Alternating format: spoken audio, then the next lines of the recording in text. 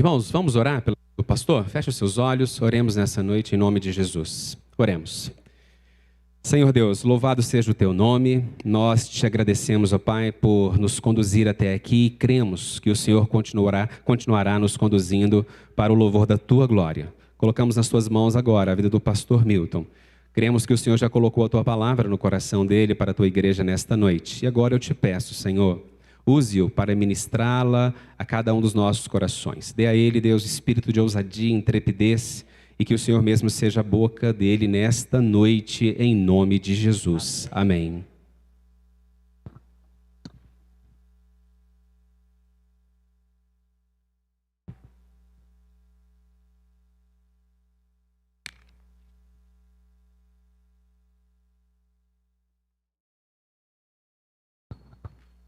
Boa noite, irmãos.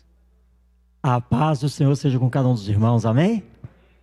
É muito bom estarmos aqui na casa do Pai para louvar, para adorar o único que é digno da sua adoração.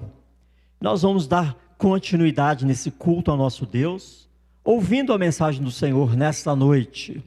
Te convido, meu querido e minha querida, abra sua Bíblia, no texto que se encontra lá em Efésios capítulo 3. A porção que nós iremos utilizar nessa noite está em 14 a 21. Efésios 3, versículos 14 a 21.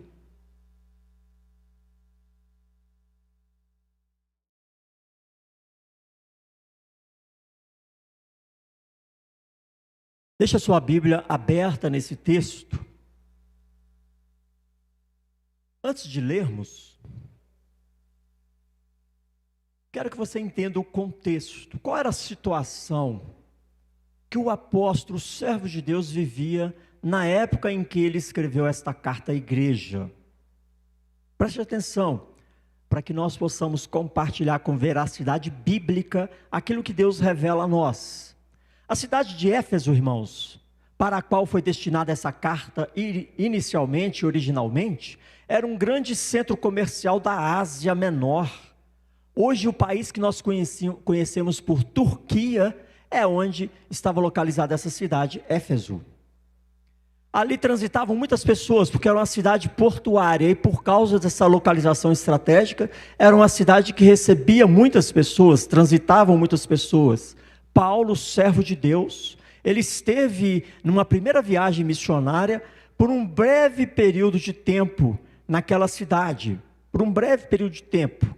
Ele esteve ali, aliás, na segunda viagem missionária, ele passando por Corinto, Antioquia, passagem rápida por Éfeso, depois direcionando a outros locais.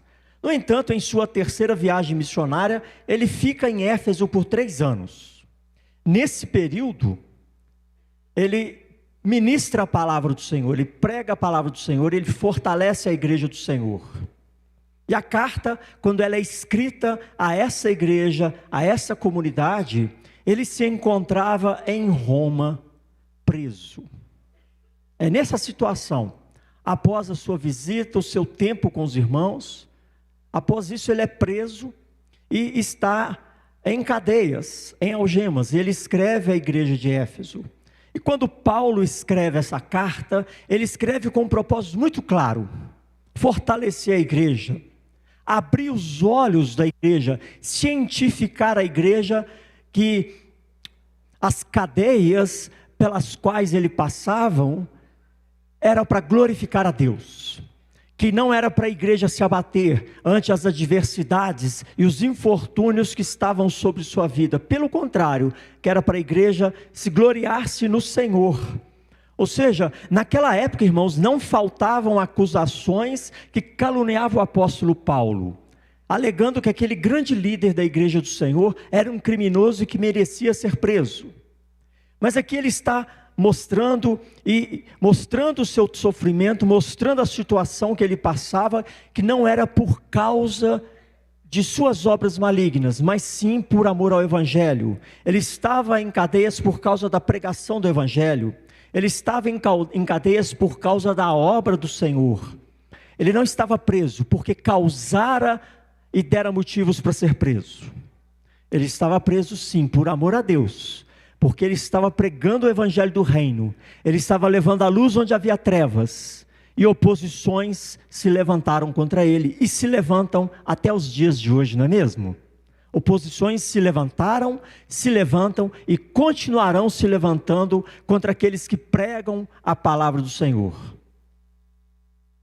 E ele diz à igreja: não se entristeçam, antes porém gloriem-se em minhas algemas, alegrem-se em minha cadeia, porque o nome do meu Senhor está sendo exaltado. E aí ele diz àquela igreja, e nós vamos ler já já: e em seu cativeiro, apesar das correntes em seus tornozelos, apesar das correntes, ele se ajoelha, mas não apenas se ajoelha fisicamente, ele se curva, se prostra inteiramente ao Deus Todo-Poderoso. Ele se curva a Deus com um desejo ardente de buscar a Deus por meio da oração. E ele pede a Deus que Deus cumpra o seu anseio, cumpra o seu desejo, para que a sua petição fosse ouvida e atendida. E nós vamos ler nessa carta que ele coloca dessa forma: por esta causa me ponho de joelhos. Por que causa você tem se colocado de joelhos? Por que causa nós temos nos colocado de joelhos? Vamos ler esse belíssimo texto, Efésios 3, versos 14 a 21. Acompanhe essa leitura. Por esta causa me ponho de joelhos diante do Pai, de quem toma o nome toda a família, tanto no céu como sobre a terra, para que, segundo a riqueza da sua glória, vos conceda que sejais fortalecidos com poder, mediante o seu Espírito no homem interior, e assim habite Cristo no vosso coração, pela fé, estando vós arraigados e alicerçados em amor, a fim de poderdes compreender com todos os santos qual é a largura e o comprimento, e a altura e a profundidade, e conhecer o amor de Cristo que excede todo o entendimento, para que sejais tomados de toda a plenitude de Deus. Ora, aquele que é poderoso para fazer infinitamente mais do que tudo quanto pedimos ou pensamos, conforme o seu poder que opera em nós. A ele seja a glória na igreja e em Cristo Jesus, por todas as gerações, para todos sempre. Amém. Amém, irmãos? Curve a sua cabeça, vamos orar mais uma vez? Por que causa temos dobrados os joelhos? Feche os olhos e ore ao Senhor, peça que o Espírito Santo ilumine a sua mente, que o Espírito Santo fale ao seu coração nessa noite. Vamos orar?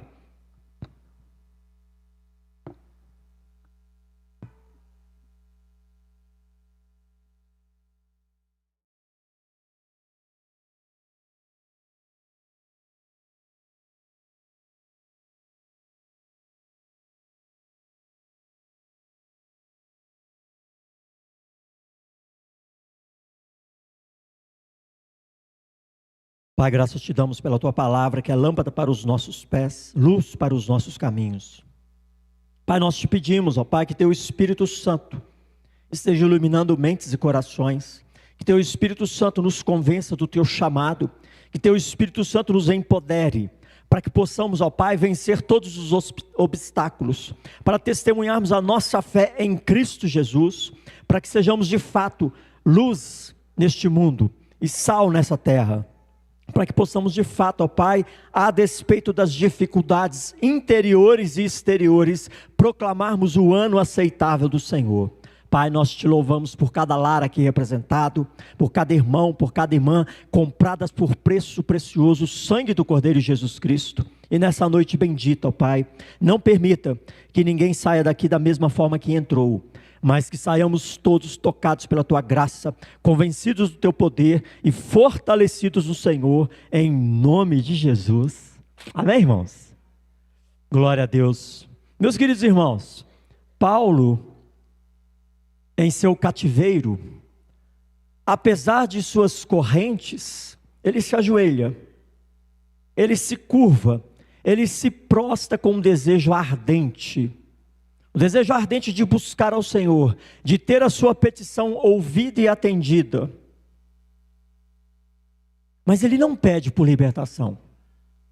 Ele não pede para que Deus o livre das cadeias. Ele não pede para que Deus o abençoe. Ele não pede para que Deus o conforte. E ele inicia essa oração belíssima dizendo: por esta causa me ponho de joelhos. Uma expressão que se tornou uma expressão muito conhecida no meio do povo de Deus, que virou até um jargão, né? Por esta causa eu me ponho de joelhos. Mas por que causa você tem buscado ao Senhor? Por que causa você tem se ajoelhado diante de Deus? O fato é que essa expressão usada pelo apóstolo, por esta causa, vai nos apontar, vai indicar que ele está dando sequência, irmãos, a algo que ele já havia iniciado nesse texto, transmitindo a Éfeso e a nós na noite de hoje. Ele está dizendo ali no capítulo 3, a partir do verso 1, que ele era prisioneiro de Jesus Cristo por vós, gentios. Eu sou prisioneiro e estou em cadeias por vós, gentios. O que Paulo está explicando a partir do verso 2 até o verso 13 desse capítulo 3, ele nos faz compreender por que causa ele se coloca de joelhos. Ele se coloca de joelhos por causa da igreja. Ele se coloca de joelhos por causa do evangelho. Ele se coloca de joelhos pela expansão do reino, pela proclamação da palavra do Senhor. Ele não está pedindo libertação, não está pedindo poder para se libertar da morte, da cadeia, não está pedindo poder para cura, não está pedindo para curar familiares. Ele está pedindo para que Deus esteja despertando o povo, para que o reino se expanda, para que o poder de Deus capacite o povo de Deus a testemunhar o amor de Deus. É por essa causa. E nós constantemente ouvimos essa expressão: por esta causa me coloco de joelhos. E aí nós vemos uma cena de orações egoístas, hedonistas, antropocêntricas. O sonho do homem é em detrimento do propósito de Deus, do plano de Deus. Nós não compreendemos por que causa Paulo se colocou de joelhos. Essa precisa ser a minha causa e a sua causa, porque essa é a causa primária da vinda de Jesus Cristo ao mundo. Quando perguntaram a Jesus Cristo quem era ele, ele diz que veio em busca da ovelha perdida da casa do Pai. Jesus veio com o único propósito: servir e não ser servido, buscar o que estava perdido, encontrar aqueles que eram de Deus Pai. Por que causa nós temos nos colocado de joelhos? Pela causa do Senhor, do reino, do Evangelho, ou por nossas causas pessoais? Meus queridos irmãos, nós estamos vivendo dias muito difíceis, dias de imoralidade tão grande como nunca houve antes. Além das drogas, da violência de todas as espécies, da corrupção que toma a nossa nação, para piorar essas coisas, perseguição camuflada à igreja de Cristo, aqui e agora, perseguição camuflada contra a pregação do Evangelho. Quase todos os dias surgem questões nas mídias e em geral tentam embaraçar a pregação do Evangelho em nosso país. Diariamente, nós percebemos nesse mundo tenebroso no qual vivemos que o inimigo das nossas almas está agindo contra nós, contra a igreja, contra o reino de Deus. Ele não está agindo contra a sua família porque quer o mal da sua família. Ele está agindo contra nós porque quer impedir o avanço do reino de Deus. E se você é um discípulo de Cristo, você é alvo desse impeditivo. Por que causa você tem se colocado de joelhos? Nós precisamos nos perguntar isso. Precisamos refletir no nosso papel no cenário mundial, a partir de Contagem. A obra missionária muitas vezes está estagnada porque oramos por causas secundárias, terciárias e por aí vai. Não pela causa primária pela qual a igreja de Cristo está na terra. como representante e embaixada do reino celestial, como o corpo de Cristo, que leva a sua mensagem àqueles que ainda estão em trevas. Esse é o nosso papel primário, primordial. Essa é a causa das causas. E é por essa causa que ele se coloca de joelho. Nos versos 14 a 15, nós temos aqui duas palavras muito significativas: pai e família. Pai e família, a palavra família que está aqui no verso 15, assim como a palavra pai que nós encontramos no verso 14, no texto original, vem de uma mesma palavra raiz, que é traduzida por pater, que pode ser traduzida como pai e como pátria. Mesmo termo raiz original, pode ser traduzido por pai ou pátria. Daí pai e família. Em algumas traduções bíblicas, você vai encontrar a expressão paternidade, dependendo da tradução. Meus queridos, a questão é: pai nos céus e toda a família, tanto nos céus quanto na terra. O apóstolo Paulo está rogando ao Pai, pela família que está nos céus e na terra, toda a família. E você faz parte dessa família. Deus, enquanto Pai, exerce toda a autoridade sobre a família nos céus e na terra. E nós entendemos, irmãos, que toda a autoridade exercida na terra é recebida diretamente do Pai. Do Pai, o Criador de todas as coisas, o sustentador de todas as coisas. Toda a autoridade emerge dele e não de nós. Ele é antes de nós.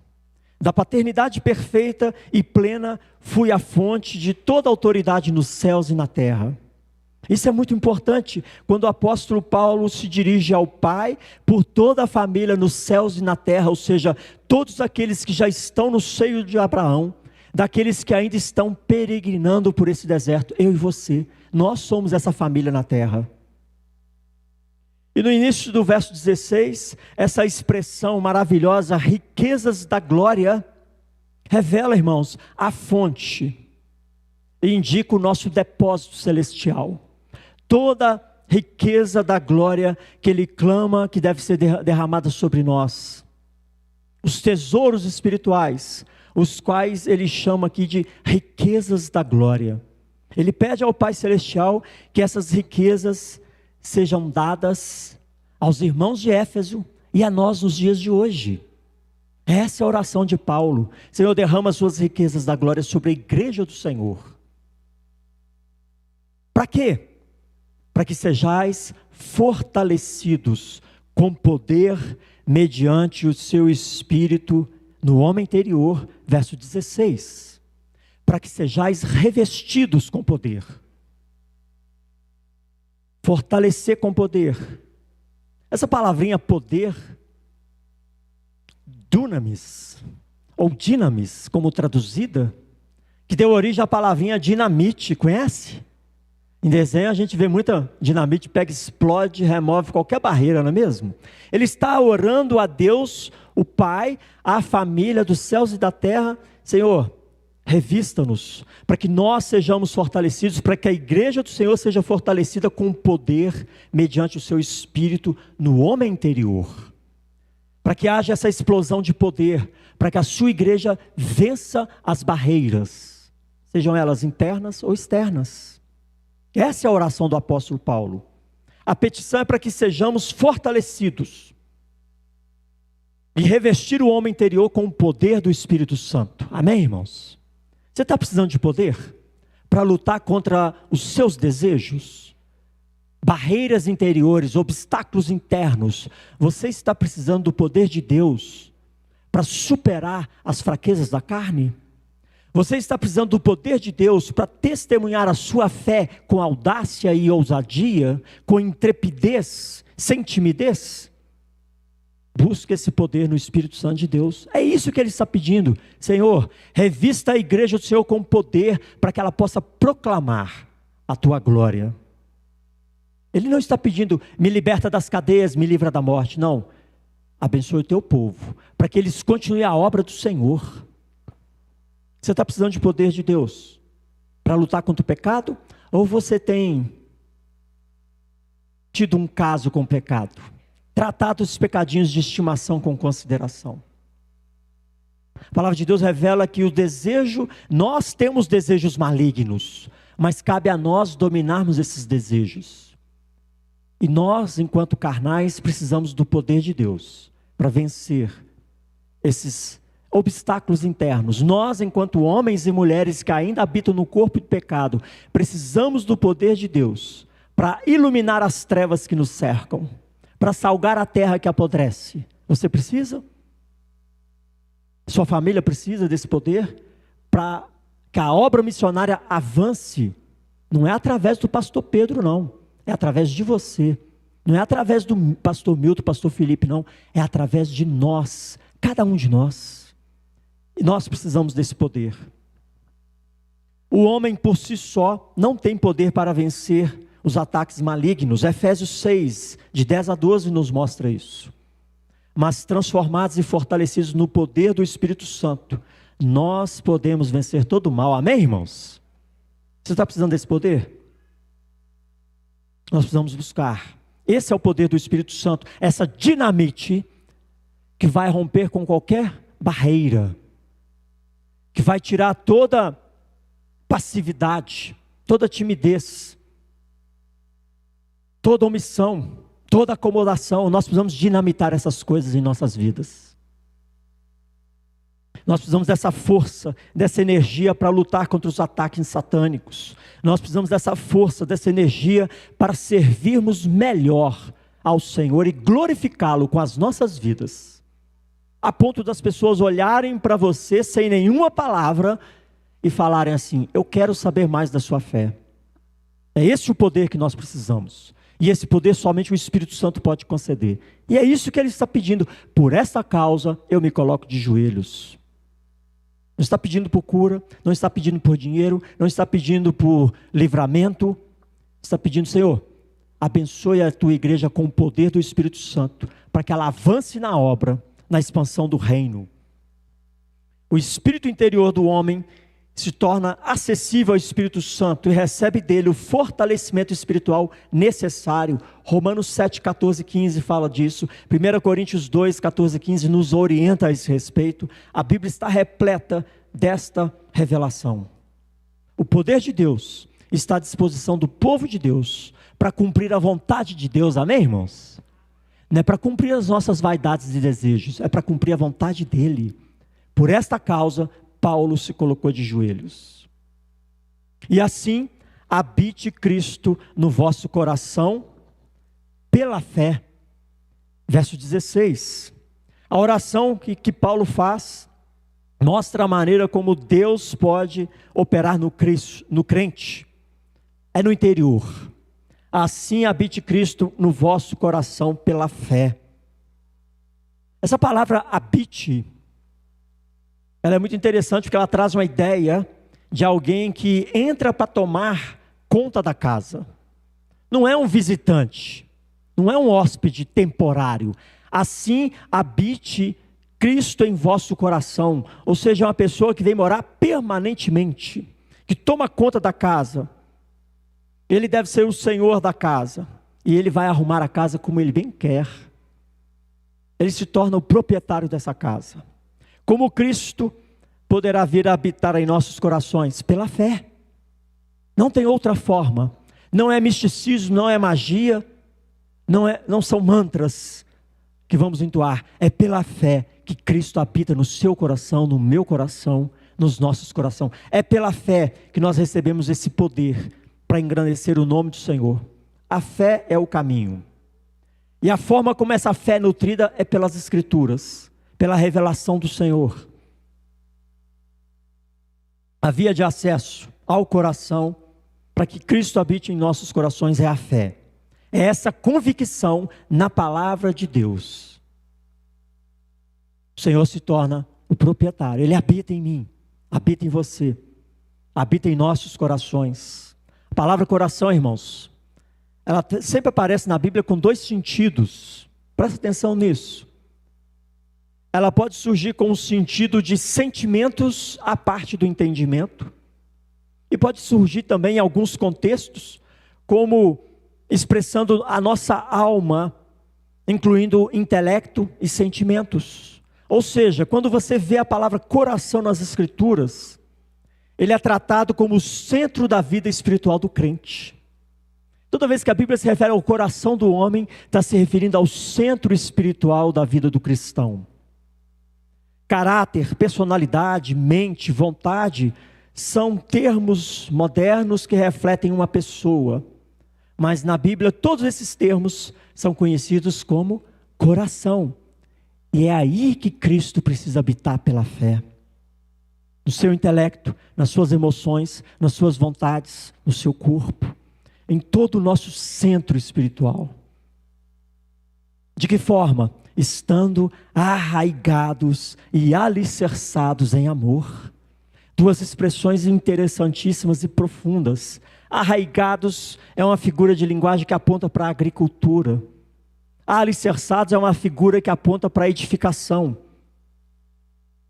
Quando nós falamos de arraigados, uma planta que tem raiz rasa, ela não permanece, não subsiste. As raízes precisam ser profundas. De igual forma, quando falamos de edificação, um prédio com alicerces rasos, colunas rasas, não subsiste. Não aguenta as intempéries da natureza. Arraigados e alicerçados em amor. Esse texto nos dá essa ideia de que nossas raízes e fundamentos precisam estar firmados em que amor? O amor de Deus. O amor de Deus que nos levou a esta mesa. O amor de Deus que trouxe o Deus Filho a se fazer carne, a se despir de toda a sua glória por você, por mim, por nós. É nesse amor que nós precisamos estar arraigados e alicerçados. Amém, irmãos? Neste amor. A firmeza e a solidez dos fundamentos da nossa fé estão no amor de Deus em Cristo Jesus. Jesus Cristo é a revelação máxima do amor de Deus. Hoje que vamos celebrar a ceia, nós precisamos nos refletir neste amor. Um amor que impulsiona a igreja ao evangelismo. O amor que impulsiona a igreja a buscar aqueles que ainda estão perdidos, porque o amor de Deus não cessou por aqueles que estão desgarrados, amém? Esta é a causa da oração de Paulo. A vida cristã não pode ser superficial e nem se basear em fundamentos rasos, mas precisa ser profunda na palavra do Senhor, profunda no amor do Senhor, profunda no compromisso com o reino de Deus. E ele continua no versículo 17: poderdes perfeitamente compreender com todos os santos.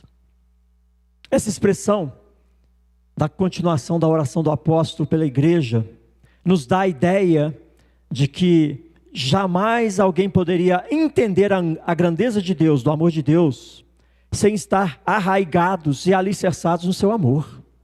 Eu não poderia compreender perfeitamente, com todos os santos, a altura, a largura, o comprimento e a profundidade do amor de Deus, se não estiver arraigado e alicerçado no amor dele, estabelecido profundamente no amor de Deus.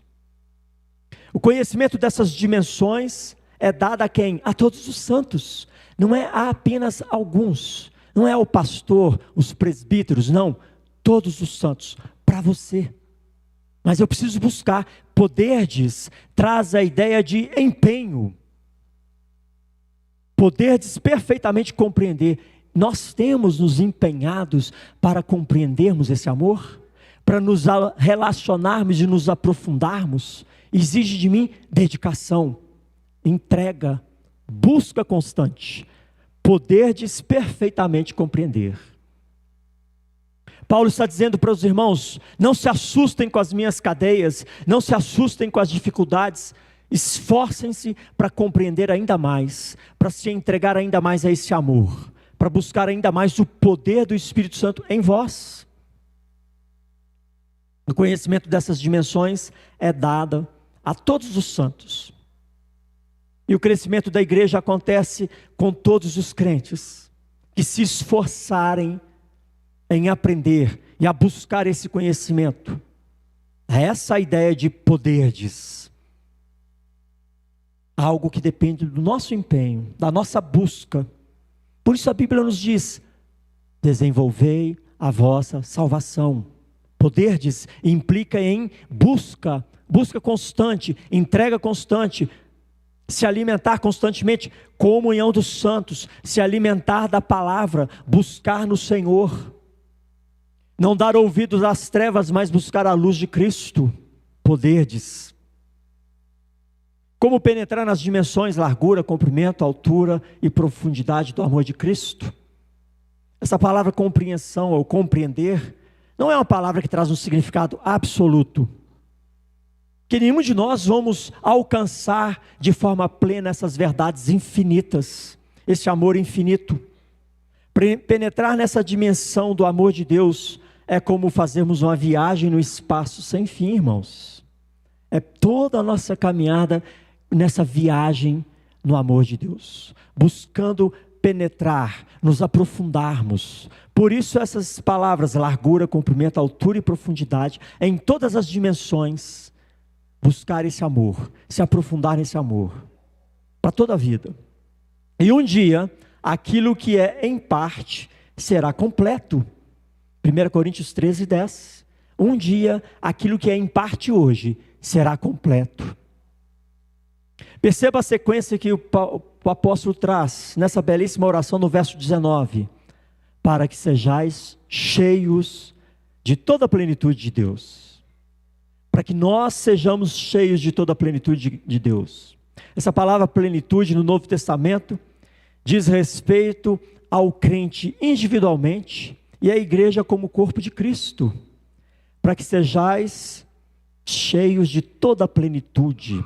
O crente pronto, o crente maduro, o crente que alcança a maturidade para servir, para glorificar, para testemunhar.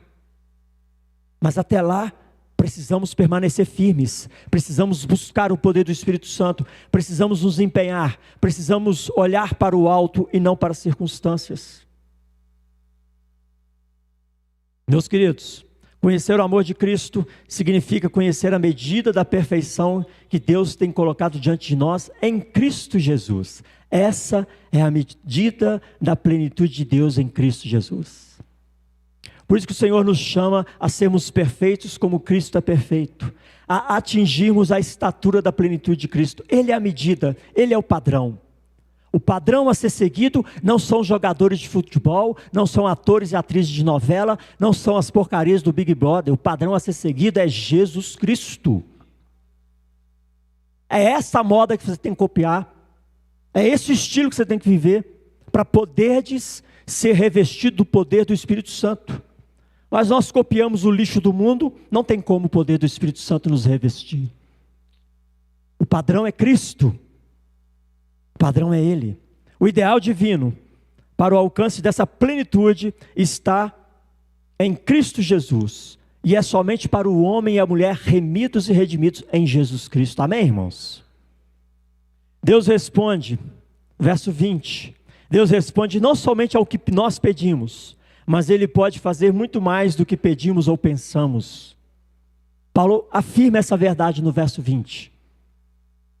A total confiança no ilimitável amor divino move o coração de Deus, e a resposta divina chega com bênçãos excedentes. É isso que significa essa frase que Paulo coloca em sua oração.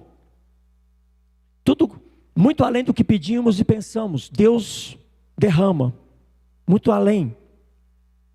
Para que isso aconteça, irmãos, é necessário que os nossos desejos, as nossas aspirações, as nossas vontades sejam canalizadas para o centro da vontade do Senhor. Por essa causa eu me coloco de joelhos. A oração do apóstolo está no centro da vontade do Senhor. Por isso ele não tem dúvida nenhuma de que Deus derramaria o poder do Espírito Santo para vivificar a igreja do Senhor, para vivificar o povo do Senhor. Ele não está perdendo tempo para orar por uma causa do reino, porque ele sabe que esta oração está no centro da vontade de Deus Pai. É por essa causa que ele se coloca de joelhos. E no final do verso 20, Ele mostra ainda como nós recebemos a resposta de nossas petições, segundo o poder que em nós opera. Poder de quem? Poder do Espírito Santo. Quando a minha vida está no centro da vontade de Deus, ou seja, cumprimos o propósito de Deus na terra, que é proclamar a sua palavra, que é alcançar os perdidos. Quando nós estamos no centro dessa vontade, Deus vai derramar o seu poder e a sua graça, porque esse é o propósito dele para a igreja, para você. No seu dia a dia, no seu trabalho, no seu lazer, em casa, onde quer que você esteja, o propósito de Deus é que você testemunhe de que você é uma nova criatura, e de que Deus está chamando os perdidos. Isso tudo é através de você. Esse é o propósito de Deus. Não importa a sua profissão, se você está agindo com esse propósito, de fazer-se o melhor profissional, para que o mundo veja a luz de Cristo em você, você está no centro do propósito de Deus. Se você está no seu lazer, atrás de um teclado de um computador, e tem o único propósito de glorificar a Deus com a sua vida, testemunhar quem você é em Cristo Jesus, e apontar para a salvação que somente há nele, você está no centro do propósito de Deus. Não tenha dúvidas de que o Senhor responderá às orações, de que o Senhor estará à frente, porque essa é a vontade do Pai. Jesus não veio passear nesse mundo tenebroso, Ele veio entregar a sua vida para resgatar a muitos. Esse é o foco da igreja. Esta é a obra missionária pessoal e coletiva. É o poder que nos coloca acima dos poderes de Satanás. É o poder que nos coloca acima dos poderes do mundo e do pecado. É o poder para testemunhar a respeito de Cristo. É o poder que nos torna capazes de alcançar a plenitude do Espírito em Cristo Jesus. Amém, queridos? E no verso 21, ele afirma: a Ele seja a glória na igreja e em Jesus Cristo. A Ele seja a glória em você e em Jesus Cristo. Em nós e em Jesus Cristo. Que glória? A glória de Cristo refletida em nós. Meu querido, olha para o seu lado. Essa pessoinha linda que está do seu lado e comprada pelo sangue do Cordeiro, deveria ser um espelho refletindo a glória de Cristo. Eu e você deveríamos ser espelhos refletindo a glória de Cristo. É essa glória. A Ele seja a glória na igreja e em Jesus Cristo, para todos sempre. Verso 21. Ou seja, para todos os séculos, a glória de Cristo na igreja brilhará para toda a eternidade, porque lá também estarão os salvos, os eleitos, os remidos, para toda a eternidade, irmãos. Não só aqui na terra, mas na eternidade, a glória de Cristo continuará brilhando através de nós. Olha que coisa linda. Para que tudo isso seja uma realidade, precisamos nos revestir do poder do Espírito Santo. Amém, irmãos? Esse é o centro da oração do apóstolo Paulo. Revista o seu povo com o poder do Espírito Santo, para que eles não olhem as minhas cadeias e desfaleçam, desanimem, para que eles não olhem as dificuldades, as perseguições, as crises e desanimem, mas para que eles olhem para o Senhor e glorifiquem o teu santo nome, ainda que seja por meio das dificuldades, ainda que seja por meio das intempéries, ainda que seja por meio dos desafios, das perseguições, que eles encontrem o poder do teu Espírito Santo para explodir com todas as dificuldades. É isso, irmãos. É por esta causa que o apóstolo se coloca de joelhos. Pelo que você tem se colocado de joelhos? É por esta causa? Paulo se colocou de joelhos não para clamar por suas necessidades pessoais, mas para clamar pelos gentios, para que o evangelho avançasse, para que aquela igreja de Éfeso permanecesse firme, para que muitos ainda fossem alcançados pelo poder transformador do evangelho de Cristo. Esta é a causa primária, esta é a causa principal pela qual precisamos nos colocar de joelhos. É para isso que precisamos pedir poder de Deus. Senhor, me dê poder para vencer os obstáculos internos, o pecado que me assedia, os desejos que me assediam. Me dê poder para testemunhar e me posicionar nesse mundo tenebroso, diante de tantas provocações que passamos, de tantos impedimentos que surgem, que tentam calar a boca do povo de Deus. Me dê poder para testemunhar a tua palavra com integridade, porque o testemunho principal começa na sua vida. Vencer as tentações, os desejos do coração e ser uma nova criatura. Para quando abrirmos a nossa boca, nossa vida testifique o evangelho que nós devemos apregoar a todos aqueles que ainda estão em trevas. A nossa missão evangelística se faz urgente. E nesse mês de junho, nós vamos falar muito da obra missionária que precisa ser realizada através de você, através de nós. Como é que está o seu empenho nos grupos familiares? Como tem sido o seu empenho para orar pelos seus vizinhos, pelos seus colegas, pelos seus familiares, para que Deus quebrante o coração, para que Deus traga arrependimento, para que Deus traga salvação? Como tem sido o nosso empenho de fazermos uso dessa ferramenta dos grupos familiares, que é uma ferramenta evangelística, para que naquela pequena equipe missionária possamos alcançar vidas e transformar vidas pelo poder do Evangelho de Cristo? Qual tem sido o nosso empenho para orar pelos missionários que estão levando a palavra do Senhor em outras culturas?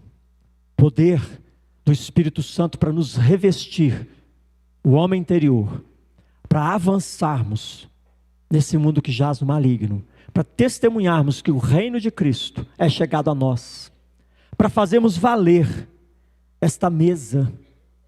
O amor de Deus nos alcançou em Cristo Jesus.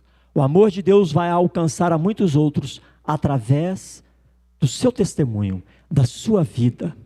Amém, irmãos? Feche os seus olhos. Por esta causa, eu me coloco de joelhos. Curve a sua cabeça. Ore ao Senhor. Se você tem andado apático, indiferente à obra missionária que você precisa realizar aqui neste bairro, nessa cidade, peça ao Senhor: Senhor, me dê poder para destruir a passividade, destruir a indolência, a negligência, a omissão, para destruir o medo, a insegurança, a timidez, porque eu quero anunciar o evangelho que me alcançou e que me permite estar aqui hoje, para que o teu nome seja glorificado em Cristo, pela igreja. Ore ao Senhor.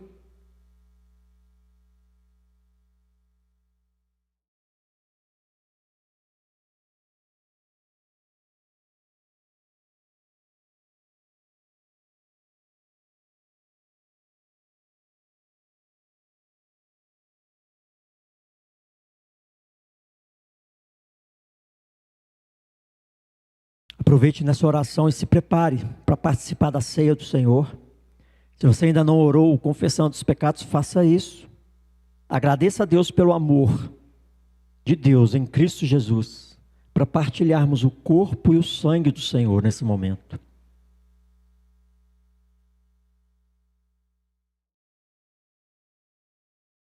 Pai, graças te damos pela tua palavra que é lâmpada para os nossos pés. Ó Senhor, por misericórdia, desperta quem dorme, aviva a tua obra em nós, para que não venhamos, ó Pai, olhar as circunstâncias e dificuldades, mas que busquemos, ó Pai, com toda disposição de coração, buscarmos mais do teu Espírito Santo em nós, buscarmos mais o poder do teu Espírito em nós, para lutarmos contra o pecado que nos assedia tenazmente, para lutarmos contra os desejos do coração, coração esse que se inclina para as trevas, que se inclina para o mal.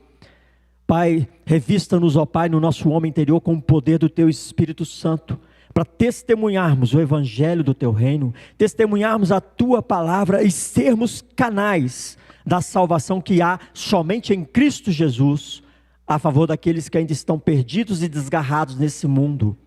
Senhor, visita cada coração nessa noite, e que teu Espírito Santo esteja derramando a tua graça e nos preparando para participarmos dessa mesa belíssima que é a ceia do Senhor, o amor do Senhor derramado em nós através de Cristo, que possamos de fato participar do pão e do sangue, do corpo e do sangue de Cristo, tementes ao Senhor, rendido aos teus pés, entendendo o poder do teu Espírito Santo, que foi derramado em nós através do teu Filho, entendendo, ó Pai, esta mesa belíssima e nos encorajando no Senhor, ó Pai, a testemunharmos de tão grande amor que já nos alcançou.